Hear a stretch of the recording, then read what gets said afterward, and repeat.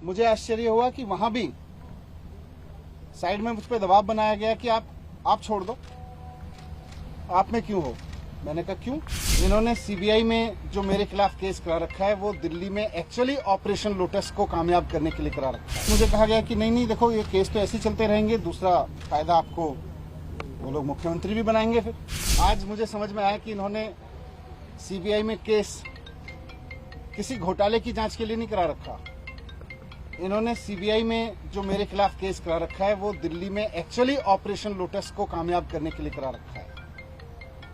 ये बात पहले भी मुझे बाहर से समझ में आ रही थी, लेकिन आज अंदर जाके सीबीआई के हेडक्वार्टर में 9 घंटे तक मेरे को और समझ में आई कि किस तरह से भारतीय जनता पार्टी सीबीआई जैसी एजेंसीज को अनकॉन्स्टिट्यूशनल तरीके से, असंवैधानिक तरीके से, गलत तरीके से दबाव बनाने के लिए यूज कर रही है। एक्साइज पे बात हुई, लेकिन मुझे आश्चर्य हुआ कि वहां भी साइड में मुझ पर दबाव बनाया गया कि आप छोड़ दो, आप में क्यों हो। मैंने कहा क्यों। बोले ये केस आपके ऊपर ऐसे ही चलते रहेंगे, नहीं तो। मैंने कहा इस केस में तो है नहीं, ये तो खत्म हो जाएंगे।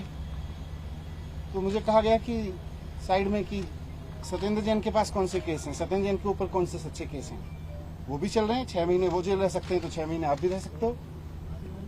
तो मैंने कहा बीजेपी तो बहुत गंदी पार्टी है, मैं उसके लिए आप थोड़ी छोड़ सकता हूँ। तो मुझे कहा गया कि नहीं देखो ये केस तो ऐसे ही चलते रहेंगे, दूसरा फायदा आपको वो लोग मुख्यमंत्री भी बनाएंगे। फिर तो मैंने कहा ये मुख्यमंत्री बनने के लिए थोड़ी आया हूँ, मैं तो शिक्षा के लिए आया हूँ यहाँ। राजनीति में हम आना नहीं चाह रहे थे, हम तो शिक्षा के लिए आए हैं, ईमानदारी से काम करने के लिए आए हैं।